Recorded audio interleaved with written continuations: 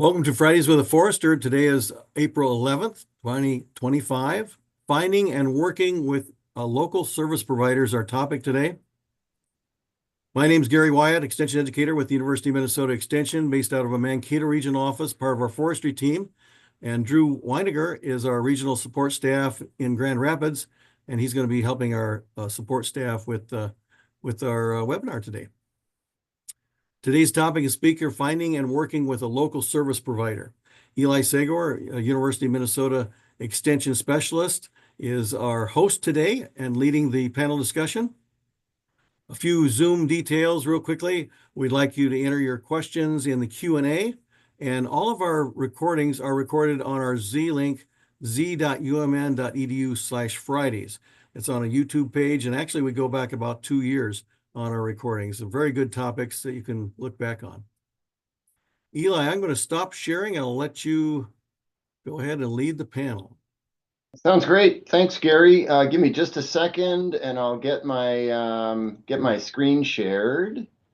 It's great to have everyone here. I'm really glad to see the turnout we've got, and I also am really grateful to our panelists for joining us.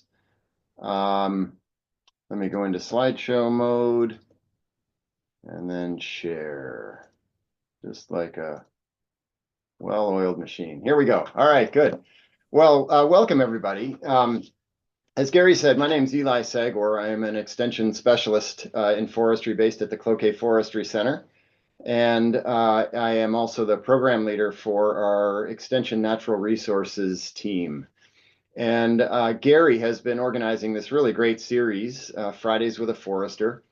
And throughout the spring this year, as well as in previous years, we've brought in a number of guests to talk about various topics. We've talked about ash and emerald ash borer. We've talked about various invasive species. We've talked about forest health issues. We've talked about a number of different things.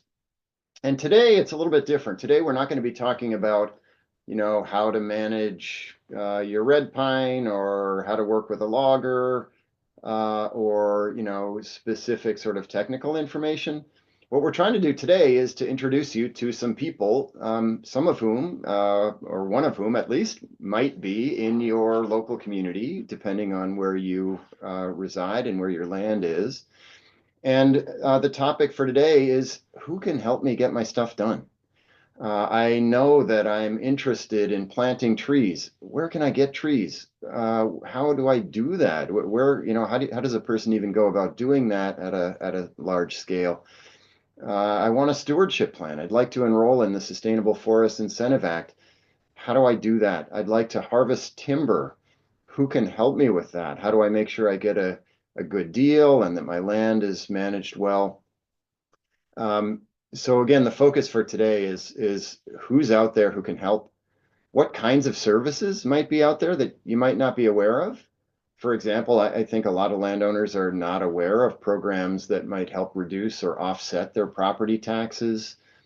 Some landowners may not be aware of cost sharing opportunities. In other words, programs that will provide funding to help you buy and plant trees, rent equipment, hire people to do various kinds of treatments, not just planting trees, but fuels reductions, treatments, various other things that you can do. So to get us through that, to talk about all of these things, we've got a terrific panel that you can see on your screen here. Tony's video isn't working, but he's here.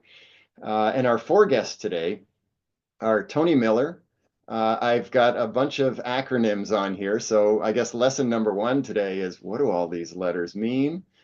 Tony is with Minnesota DNR. PFM is Private Forest Management. So Tony is one of the foresters around the state who is, located in various DNR area offices, whose job, part of their job, is to work with woodland owners like all of you, and help you to understand your options, help you to get plugged into cost share and other kinds of programs, and so on. So we'll be hearing from Tony. Claire Hansen is with the Beltrami Soil and Water Conservation District. That's our next big acronym. Claire is a water specialist. She's going to tell us a little more about herself in a minute. but she's up in Beltrami County.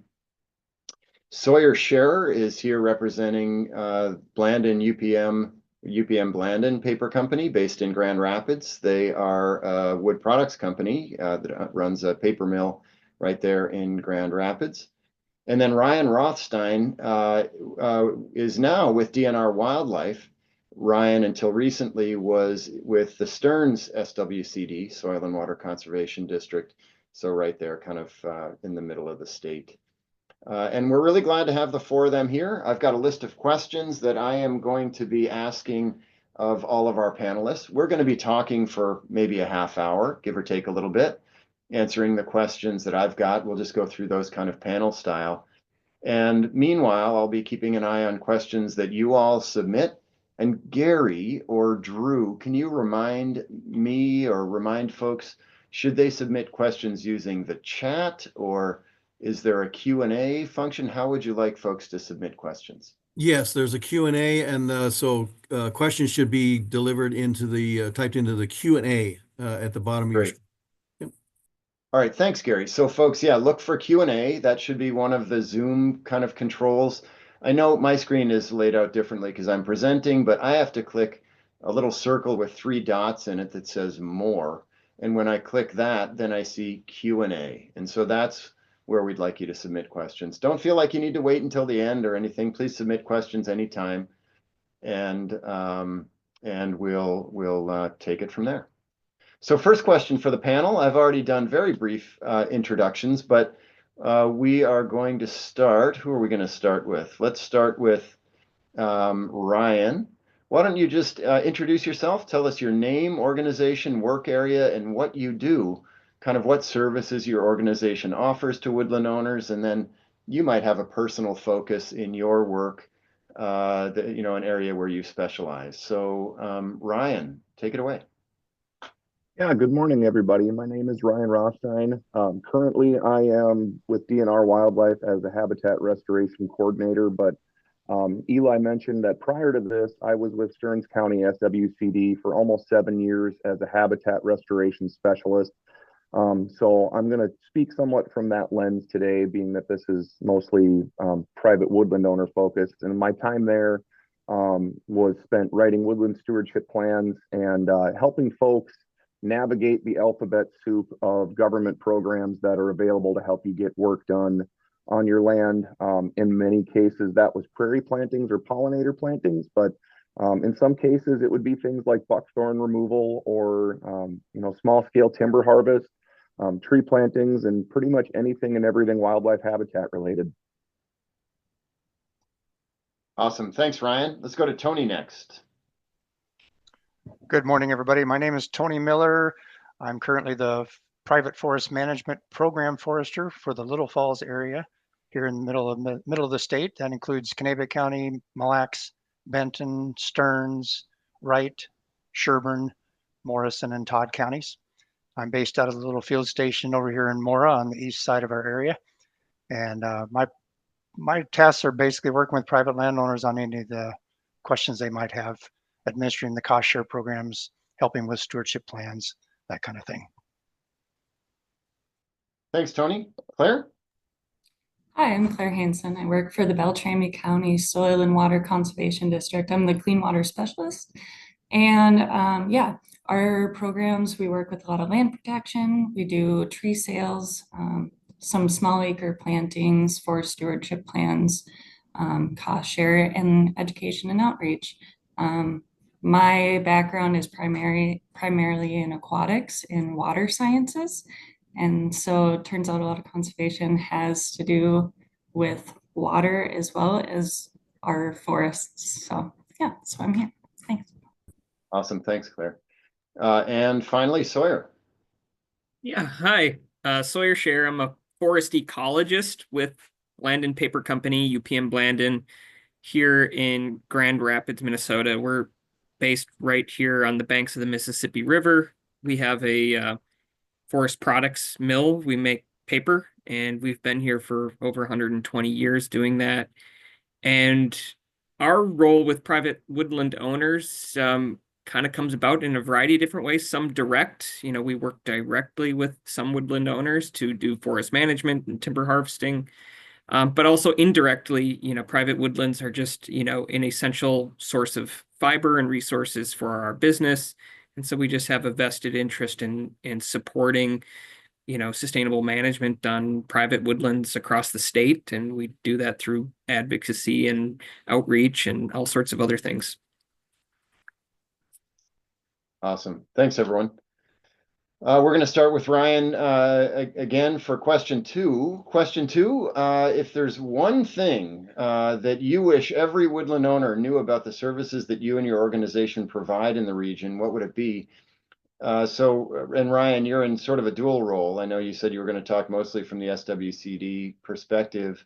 I know a lot of woodland owners are interested in wildlife habitat too, though, which is a big focus of your work.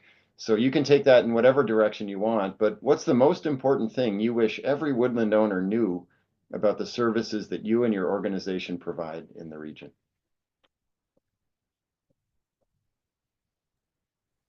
Can you still hear me, Eli?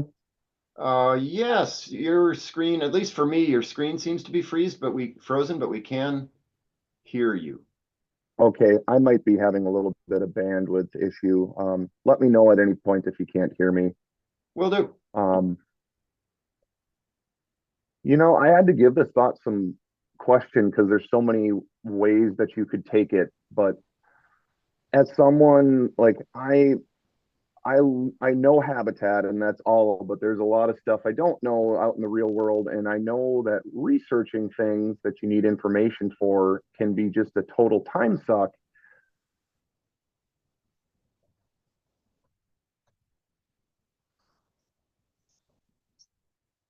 Uh-oh, looks like we have lost Ryan. So we'll see if he comes back. But why don't we go to Sawyer and then we'll move through the other panelists. Yeah, sure. I can take it up. Thinking about, if there's one thing I really wanted folks to understand, or maybe even a misconception out there is, sometimes I think there's maybe a misconception that, the mills or the industry is maybe not necessarily interested in the best outcomes for the landowner. But I think, we try to prove that misconception wrong, and really our goals are to serve the landowners and help you achieve your goals, whether we're working with you directly or indirectly. We receive wood from hundreds of different private woodland owners every single year, and they come through a variety of different streams and sources, and we also work directly with some. But ultimately, our goal is for that to be all 100% sustainably sourced fiber from private woodland owners who are getting a service done that helps them achieve their goals as a landowner. And those goals can be incredibly diverse, and they can include wildlife habitat. They can be to maximize revenue and everything in between. And, we're just there to help facilitate that through generally timber harvest in our case, and do it in a way that provides sort of achieves goals, but also is, has some security in terms of like safe contracting and reputable contractors and all that sort of thing. And just, we just try to spread the message that, we're really out there to do the best for our landowners that we can. Thanks, Sawyer. It's interesting. I was at a workshop earlier this week, Wednesday, in Brainerd, where we were talking about timber sales. Why do we do timber sales? And well, people think, well, the obvious, we do timber sales to sell timber and to make money, or whatever. And that's obviously an important reason why we do them. But timber sales are how we pay for restoration treatments, how we open up growing space, how we eliminate, we get equipment into the woods that can eliminate invasive species, all these other things. So there's a lot more to it. And I think you're absolutely right. I'm glad you said that the way you did, that industry, if you work with a forester from the industry, that doesn't mean you're single-minded, focused on any, production or whatever else. So well said. Let's go to Claire and then Tony, and we'll give Ryan a try again. I see he's back now. Claire, go ahead. Yeah, so with the Soil and Water, we're primarily focused on working with our private landowners. Usually we're working in our counties, so each county generally has a soil and water, but we do help work watershed wide in a lot of cases. So one of the big things is we tend to work with a lot of different organizations, and we tend to pull from a lot of different funding sources. So there are a lot of things that we might be able to help with that you may or may not know about. And so just come into an SWCD, ask questions about what you're interested in. We might be able to find something to help you, whether that's tree planting, tree establishment, forest stewardship, or just what is this plant? What do I do about this problem? Do I have a disease? And if we don't know, we're going to be able to find someone that can help you reach those goals. We'll have a contact somewhere, or maybe, you know, if we are getting enough requests, we can try and apply for a grant to help with those services, or reach out to other organizations and put on a training. So talk to us about questions, concerns, things you're interested in, and we'll find a way to help. Yeah, great kind of first point of contact along with DNR. Let's go next to Tony. Wait a minute, did we? Oh, geez, now I'm all mixed up. Did we start with Tony? No, go ahead, Tony. Nope, it's my turn. Yeah. I guess one of the most important things I wish every landowner knew is that the Division of Forestry and the DNR offers free advice and free site visits. We're more than glad to come out and walk the property with a private landowner and help them understand what they have and how to best manage it to meet their goals, and maybe even help them with some cost share assistance. Thanks, Tony. Ryan, you want to give it another shot? I'm a little scared too, but we can try.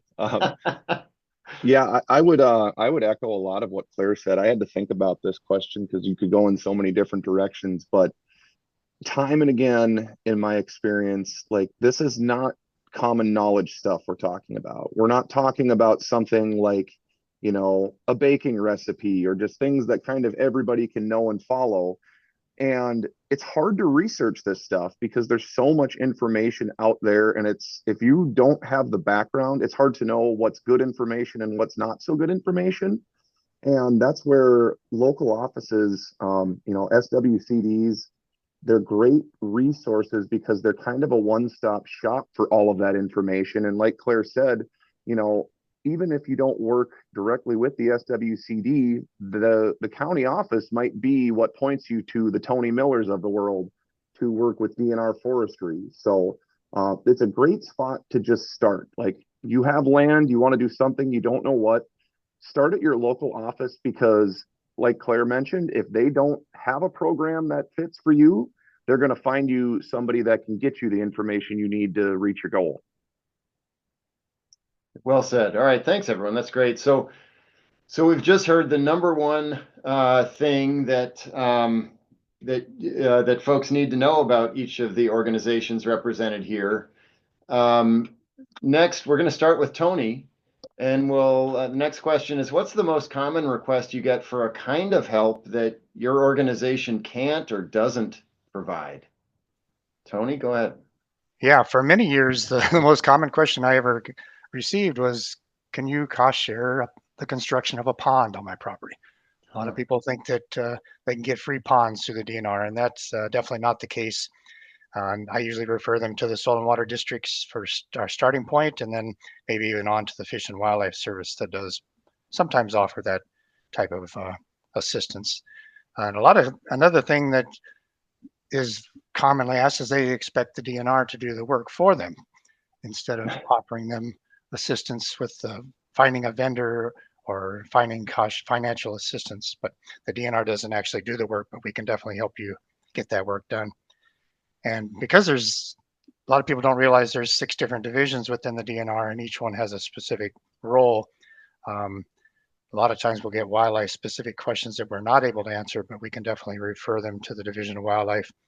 And then because of our busy workload in my work area, we don't have a lot of time to work with on private timber sales or timber appraisals, but some of the areas do. And if for those areas that don't, we can definitely refer them to a private consulting forester.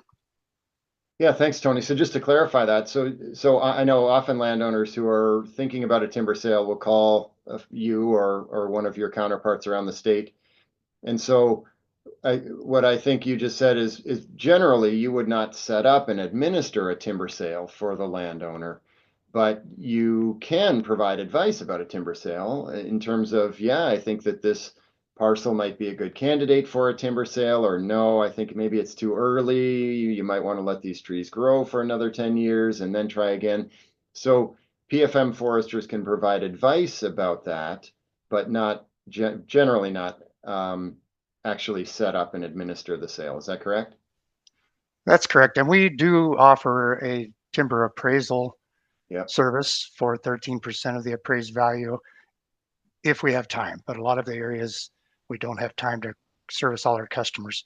So that's where our service stops, is after the appraisal. Whereas if you hire a private consulting forester, they can follow it through, find you the best logger, get you the best price, administer the sale, make sure everything's done according to your specifications. Great. Thanks, Tony. Let's go to Sawyer next. Most common request for a kind of help that your company doesn't or can't provide. Yeah, it's interesting. We're almost the opposite of Tony in that we do often get requests for stewardship plan writing and kind of general advice, cost shares, and that's not really our place now. At various times in our company's history, we've done that, but staff capacity just doesn't allow for it right now. And so our role is really more on, after somebody's decided they want to do something, how to implement the timber sale, put contracts in place, and get loggers lined up and all that sort of thing. So yeah, not so much in the plan writing and funding side of things. Thanks, Sawyer. Ryan and then Claire. Tony stole my answer. That's why I was laughing before. But yeah, far and away, the most common request I would always get, that I don't know anybody that funds, but can we dig a pond? You probably, yes, you can dig a pond, but I don't know anybody that has cost share for that. If it's restoring prior drained wetlands or ditch wetlands, somebody's going to have money for you, but I'm not aware of anybody cost sharing digging a pond out. All right. Thanks, Ryan. And Claire. I think one of our most common requests is renting tree planters. We no longer have tree planters. And a lot of the northern counties don't anymore. Some of the southwest and agricultural counties have tree planters and offer those services, but we do not. The other request I get a lot is to do controlled burns, which our office does not do. So what do you tell people about burns specifically? I know that workforce, there are not a lot of contractors available to do that. Where do you send people for that particular? Generally DNR. Okay. It's kind of our catch-all. Yeah, sounds great. I'm just looking quickly at the Q&A before we go to our next question. I see that somebody put a comment in here.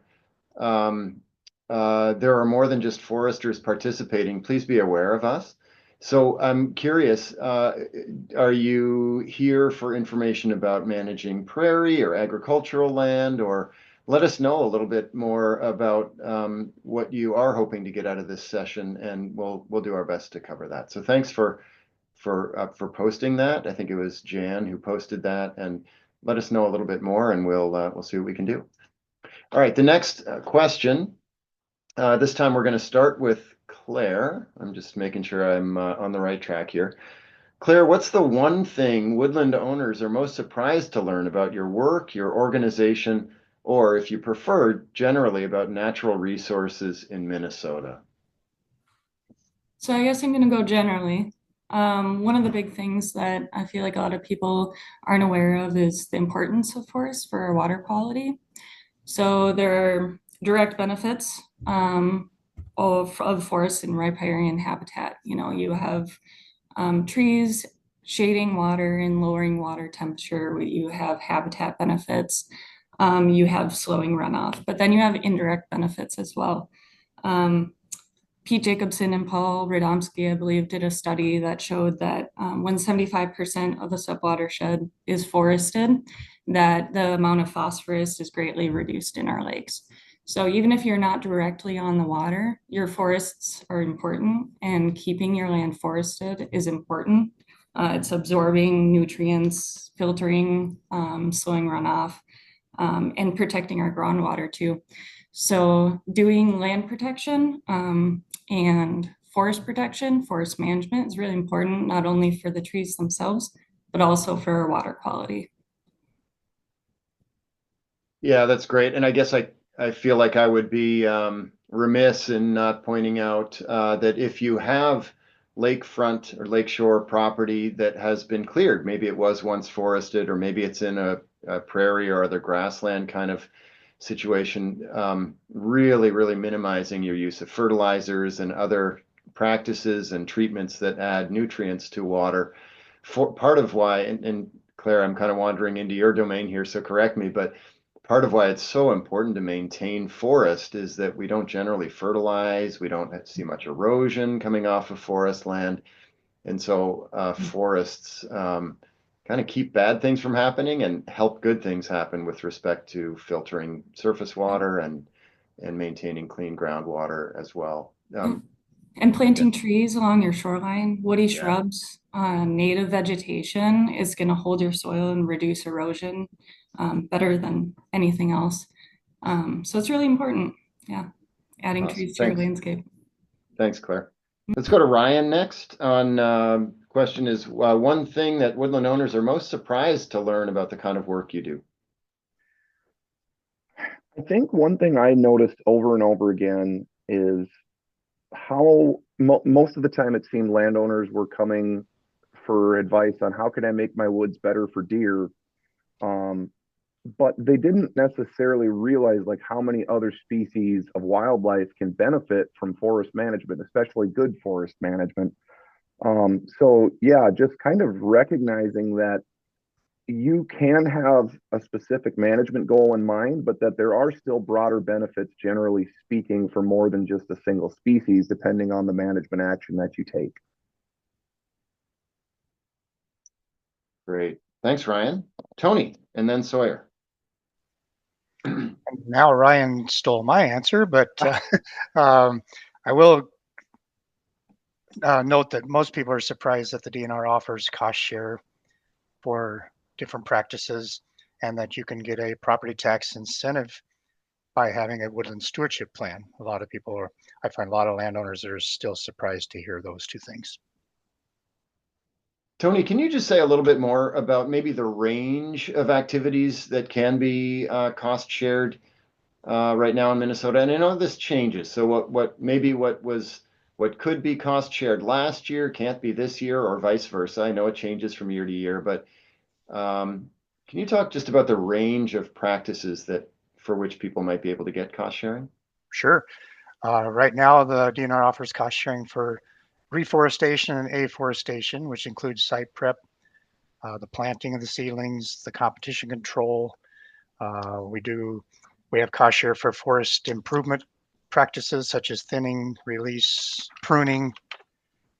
We have practices for forest health and protection, which includes invasive species control, protecting our seedlings after we plant them, and even some pest control, such as oak wilt mitigation and emerald ash borer control.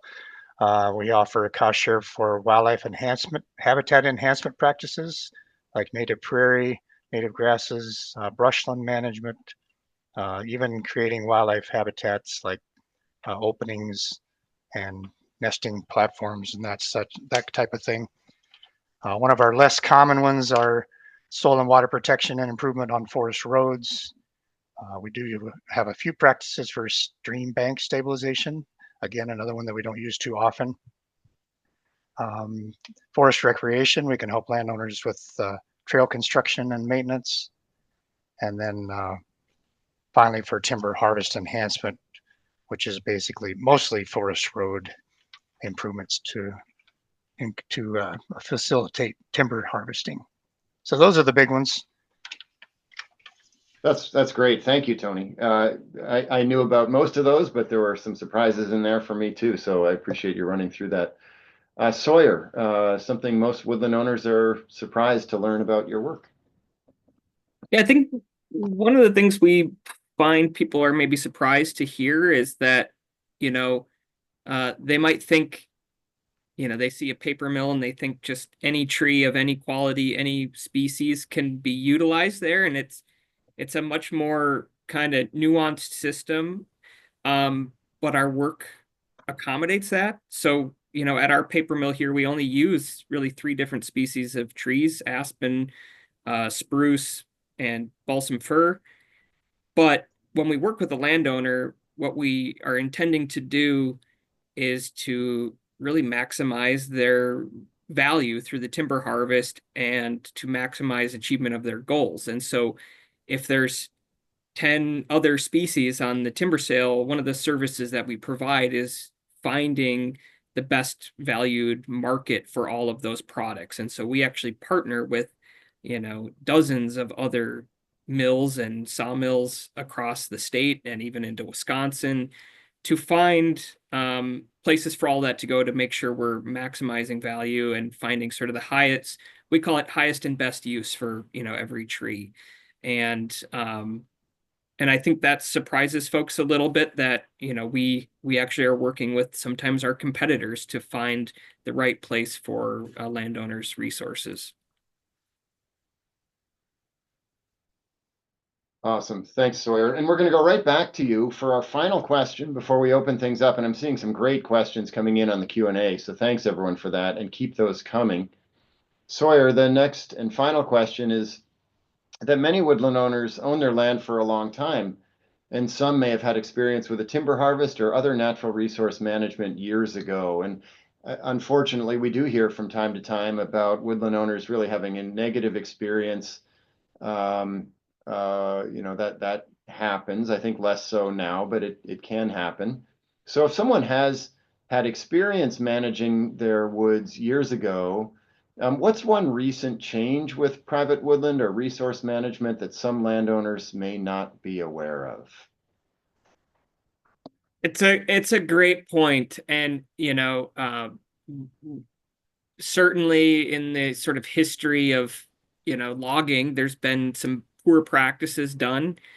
And I think we're generally well beyond that and now have a system where there's really, really highly skilled contractors in the form of loggers who go through fairly extensive training. They have best management practices that are applicable statewide that have really, really high implementation rates to minimize things like soil erosion and impacts to water quality and all that sort of thing, which really goes a long way to improving the outcome.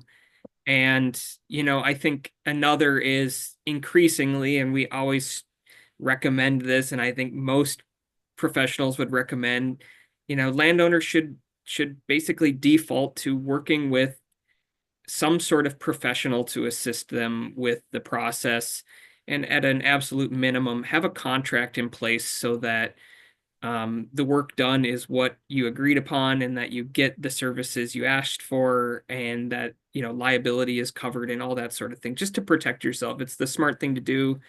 It usually costs a fraction of what, it really takes to do this thing, and it's going to give you a lot more security and a better outcome in the long run. Thanks, Sawyer. Let's go Claire and then Ryan and Tony. Yeah, I think one of the biggest changes in the soil and water world was some of the state legislative funding with the 1W, 1Ps. So long-term 10-year funding cycles for natural resources conservation projects. So we're able to do a lot more cost sharing and a lot more funding of projects. Most SWCDs do cost shares for their forest stewardship plans. Many are up to 75%. So that's something that it's kind of a first step in the door for a lot of woodland owners. And then another thing, Hubbard SWCDs receive some funding for SWCDs in the region to do small acre forestry and conservation plans. So that's been helpful for some of the smaller acre owners. But yeah, I think just generally there's a lot of opportunity for funding right now in Minnesota for conservation. Yeah, that's really encouraging. I'm glad you mentioned that, Claire. And we'll come back to what you just said about small acreage owners, because we've got a bunch of questions about minimum acreage and so on. So I think we'll come back to that in a moment and hear from everyone on that. Ryan, something that maybe has changed in natural resource management recently. I guess my perspective or frame of reference for it is that the way we go about planning and management now compared to 30 or 40 years ago is very different. Just with some folks I've talked to, in many cases, we're looking at things a lot more holistically now than we used to. We're not just focused on necessarily that one stand of timber, but the whole property or the whole landscape. And the other thing I would add on with that is that we seem to be looking at things from a lot more ecological lens now. Like, why does this landscape work the way it does? And I think that's had a lot of positive impacts, not only for landowners, but for the landscape and wildlife as well.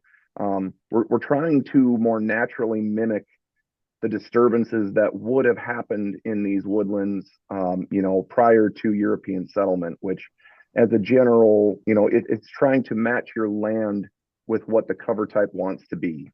And management can reflect that, which we're starting to do. Yeah, thanks, Ryan. I'm glad you said that. You're absolutely right. That has been a big change across the way forest management is practiced. That holistic approach and understanding native plant communities and ecological trajectories and how that can inform our land management. Well said.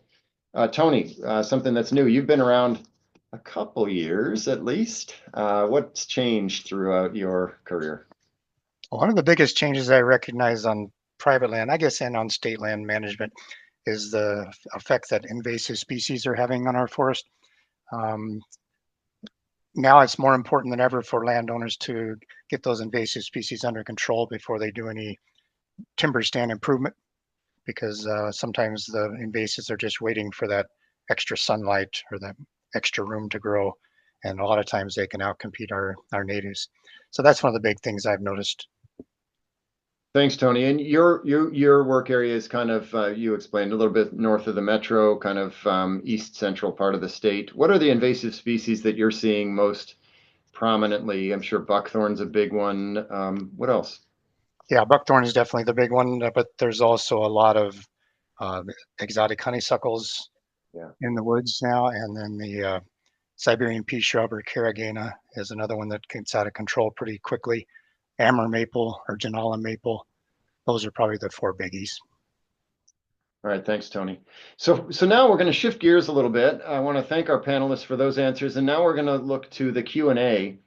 And what I'm going to do, you're going to see me post several questions in a row here because there are several that we're going to answer live. I'm just going to call on the panelists to talk about this general thing. But panelists, if you're able to see the chat, you might look at these directly for more detail. But the main question is one that I mentioned earlier about minimum parcel sizes. So stewardship plans, I can answer part of it. Stewardship plans are generally,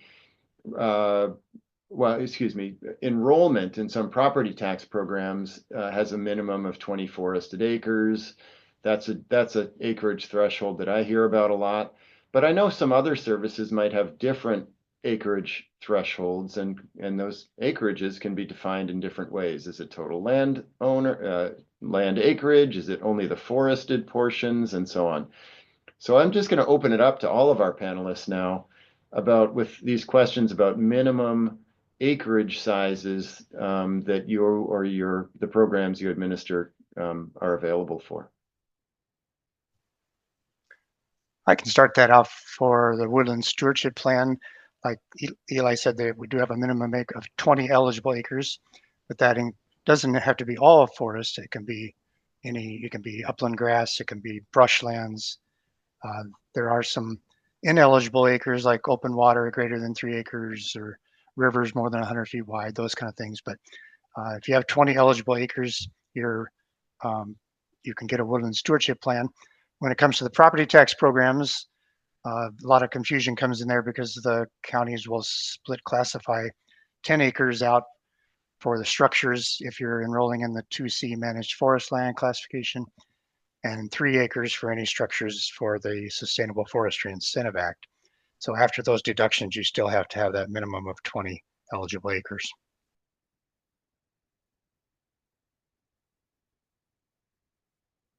Others? Yeah, another thing that mentioning earlier, conservation easements. We work with a lot of Reinvest in Minnesota state easements, and those are generally 20 acres or larger. But if you're just looking for advice on conservation practices, we can help you even on your little city lot with conservation. And if you're in my area in the Northwoods, we might be able to help you with, if you're under 20 acres, with a small acre plan. All right. Let's go to the next one. I'm going to answer the next one myself. What is a woodland stewardship program? So Tony or anyone else who wants to add to this, you can, but basically the Woodland Stewardship Program is a program administered by the Department of Natural Resources, Minnesota DNR Forestry, that connects woodland owners to foresters who can write what's called a woodland stewardship plan or a forest stewardship plan. That's a particular kind of plan. It's very specific to your property. It's not just a generic plan. It's very much based on the trees and the conditions of your particular acreage. And a woodland stewardship plan then makes you eligible to enroll in some of these programs that you've heard us mention, the 2C managed forest land tax classification. That makes you eligible for a lower property tax rate. Also the Sustainable Forest Incentive Act, SFIA, which if you have an active forest stewardship plan, will make you eligible for an annual payment for every forested acre, covered under that plan. There are stipulations. You have to commit not to develop that land for a certain period of time or that kind of thing. But as I said in the chat a little bit earlier in response to another question, these plans often, they're not free. You have to pay for a plan. They're generally done by private consulting foresters, although others can do them too. SWCDs do them and DNR occasionally. DNR sometimes does them. But they will often pay for themselves, sometimes many times over, depending on how what plans you enroll in. And also there's just a tremendous value for good professional advice from a local expert specific to your land. So Carol, I hope I've just answered your question about woodland stewardship plans.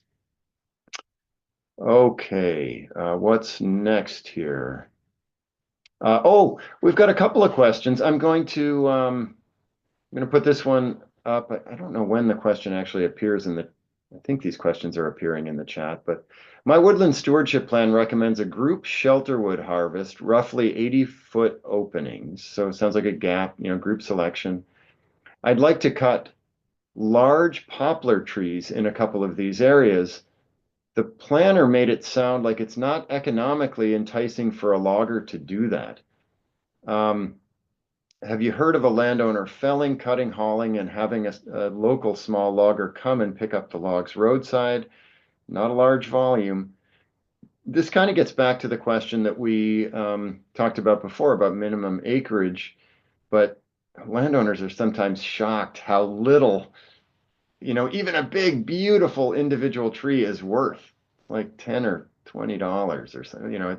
Sometimes it's not very much, and it can be very dangerous to fell and try to move large trees around your property. Anyone want to address that question about what if I just got a few trees? What can I do? I can take a stab at that.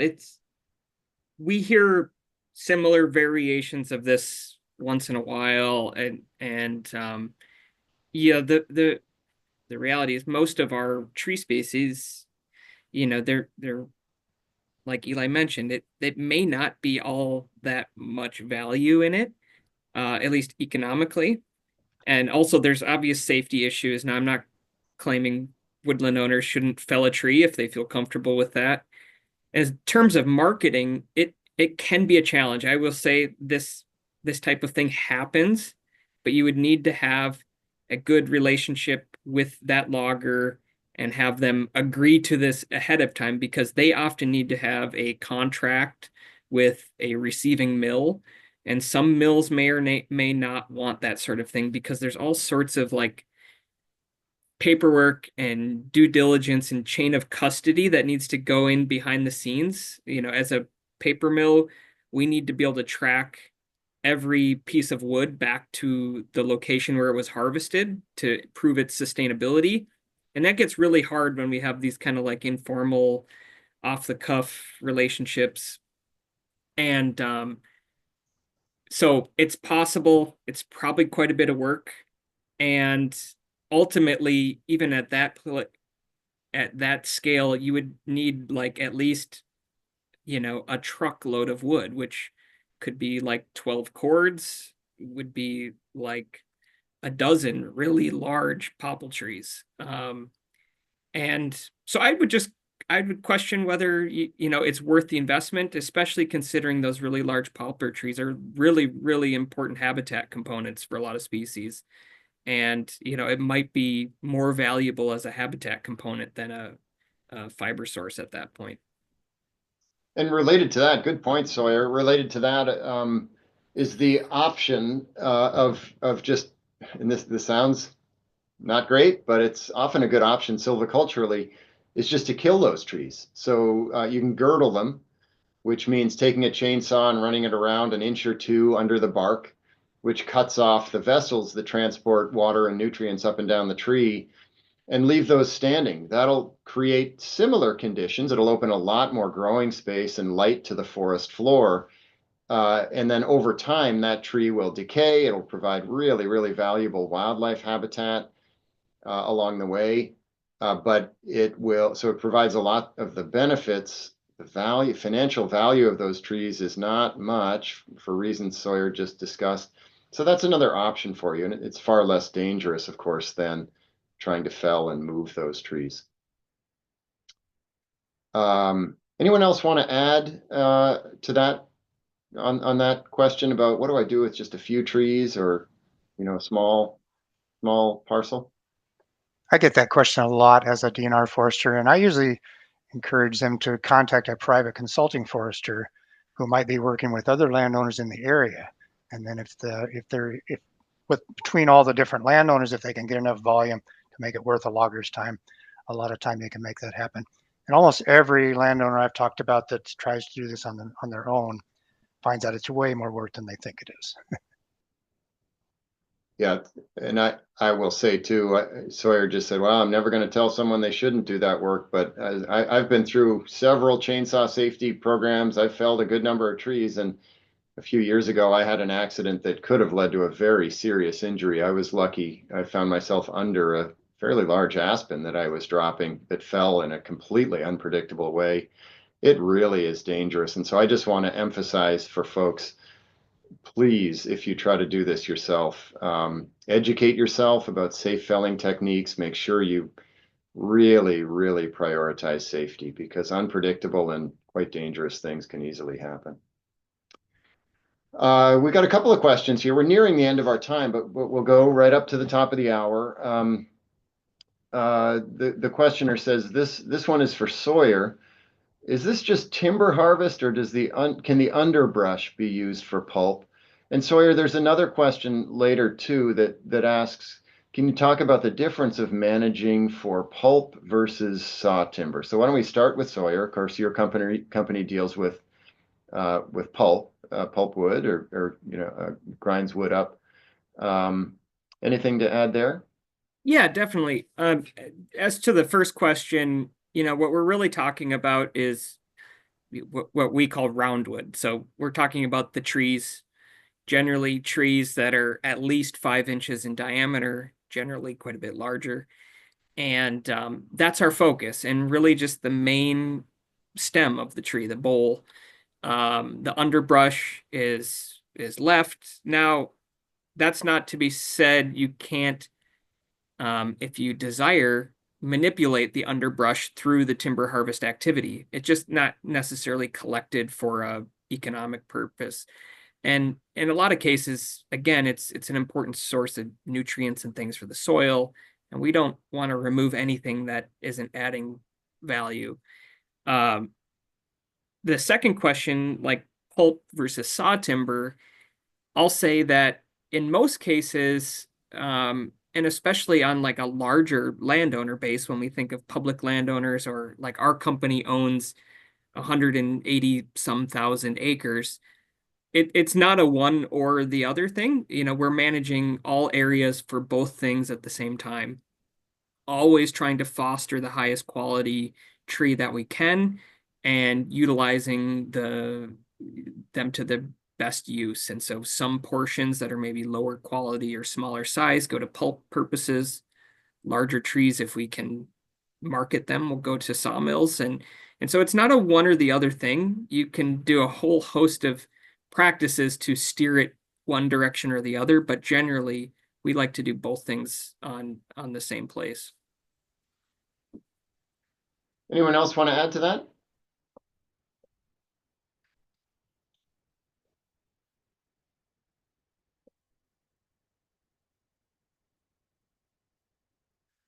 All right.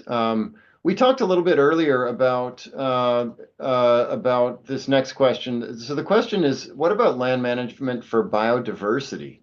As we move forward, what's the thinking and activity around corridor conservation, i.e. looking at land holistically and ensuring we've got corridors for species to migrate within and across sites? Maybe let's go to Ryan on this one, because you kind of mentioned this earlier, and it really depends in what part of the state you're in. So if you're living, or if your land is in the Grand Rapids area, maybe you don't need to worry too much about corridors. It's such a heavily forested region. But Ryan, even in your part of the state, Stearns County, and certainly south and west of there, if we're thinking about forested corridors, it's a little bit of a different situation. So anything to add there? Yeah, the first thing that came to mind is how incredibly challenging that can be when you're dealing with a land base that's a majority private land. And for no other reason than not everybody talks to each other, right? Like, yes, I know most of my neighbors, but I don't know two neighbors over necessarily. And then that's kind of what this question's getting to. I will say that for organizations like DNR does this with their land scale planning, most soil and water districts with their one watershed, one plans are thinking about these kind of things in prioritizing where they're sticking limited dollars. So on the public sector side, the ones that are administering dollars for cost share are generally thinking about these things.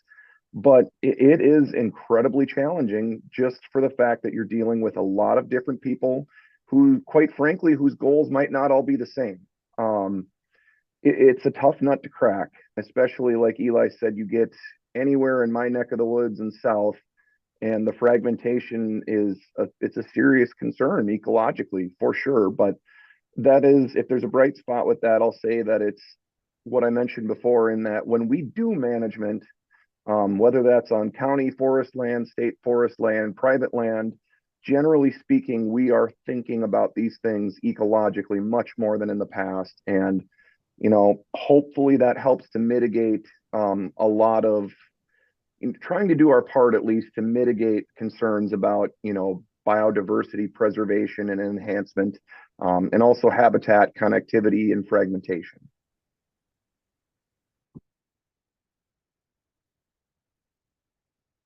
Great. Well, my clock shows 9:57. I wish I've been trying, maybe you're hearing me typing. I'm trying to respond to some of these questions, but I think those responses are showing up in the chat. There are a bunch of other questions here. Who can help in Itasca County, north of Nashwauk, on about 4 acres? Are there programs for renting equipment or tools of any kind? These are great questions. The answers really depend on where you are in the state. And I don't mean to just sort of punt, but I really want to emphasize and encourage you to call your local SWCD, DNR PFM. The Minnesota Forestry Association is another organization that we haven't really talked about today. MFA is a woodland owner association that has a program that will send a forester out to just walk your land and give you advice, general advice about what you might be able to do out there. MFA, again, the Minnesota Forestry Association. You can look them up online, or we can send out some information about them. But really, call your local SWCD, your local DNR office. Call Blandin if you're in that area, because those folks are there to help. And if they can't help you, just like we've heard from all of our speakers today, they'll help you find someone who can.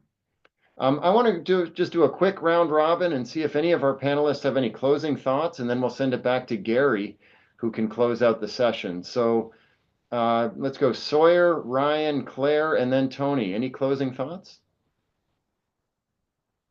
Oh, geez. Yeah, I mean, it's excellent to see. I mean, this is really good turnout here today, and I know there's always a ton of folks. They're excited, they're interested about their woodlands, and I just encourage everybody to take the next step and get in contact with your local service provider, one of them. And if you call, Claire, and she's the wrong person, she's going to steer you in the right direction. Yeah. And you're going to get so much more information over a phone call or a visit to their office than you're ever going to get on a webinar, as great as these are. So please take the next step, and know that, the loggers and the mills, we're here to support you. And our interest is in having woodland owners be supported in their management goals in the long term. And, we want forests to be here forever. So that's kind of our goal. I think I said Ryan next, and then we'll go Claire and Tony.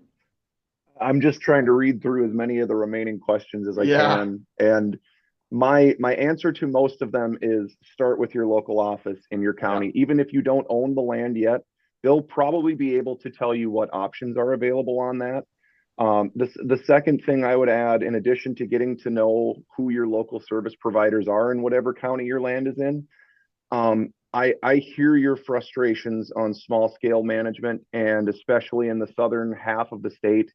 I have tried to crack this nut for the past 5 years, and it is an extreme challenge. So know that you're not alone in having a tough time getting forest management done on small acreage in the southern half of the state. It is challenging. There are still people working on it. And the final thing I'd say is, if I'm you as a landowner out there, I would go back through this chat and put a bookmark on every single link that Gary's been putting in there, because they're all great pieces of information to have. So thank you, guys. Claire? Yeah, I'd just like to say it's great to see everyone who joined is so engaged. Everything you're doing is beneficial. Thank you for taking the time to think about your forest lands, the diversity, the habitat that's provided. Keep talking to your friends, talk to your neighbors. Let's keep getting the word out. Thanks. Awesome. Thanks, Claire. And finally, Tony. And Tony, before you take the mic here, I just want to acknowledge Tony has been, I joked earlier that Tony's been around for a couple of years. Tony is a longtime DNR private forest management forester.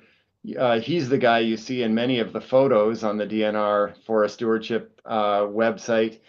Really has been an extraordinary public servant and resource to woodland owners across the region. And Tony, I'm not trying to make you bashful, but I think it's important to acknowledge the important work and contributions you've made to the community. Tony really has been a wonderful member of the Minnesota forestry community. And I know his retirement is coming up soon. So Tony, really glad that you were able to join us. And I just wanted to, again, acknowledge that. So I know you don't like a lot of attention in that way, but I'm really grateful. And I know many, many woodland owners out there would say the same thing if they had the chance. So any closing thoughts, Tony?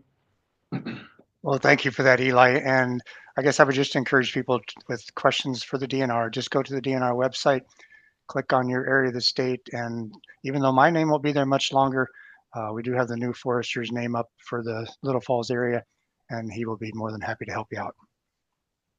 All right, thanks again to all of our panelists. I'm going to stop sharing my screen, and Gary, you're on.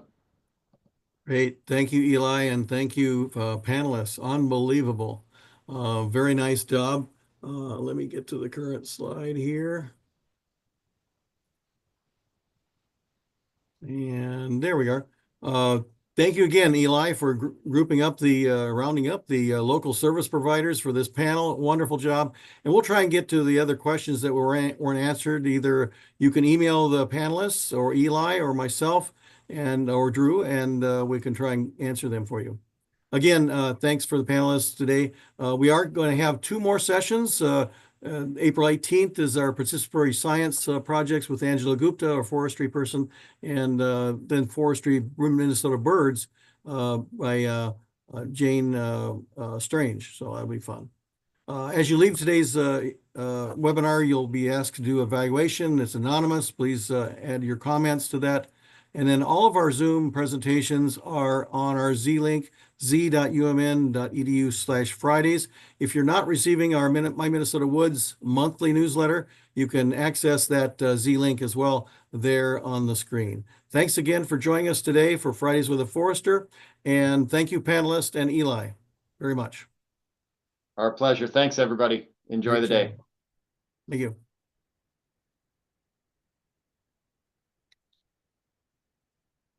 Wonderful job, panelists, and Eli, wonderful job. Love it. Yeah, this was fun. Thanks, Gary. We'll be in touch. Yes, we will. And there were some suggestions about a smaller gathering, maybe for smaller acres people. I like that. And yeah, we'll have to print off those questions and maybe feed it back to the panelists if I can find them. Sounds great.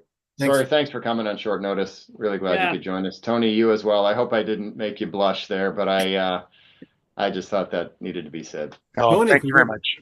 Congratulations. How many years DNR Forester you have? I was 29 as of March 7th. So Okay, cool. Very cool. Good for you. hanging it up on May 6th. So looking forward to that. Thanks for all your work. Thanks, everybody. Bye, guys. Thanks. Bye. See ya. Thanks, Drew.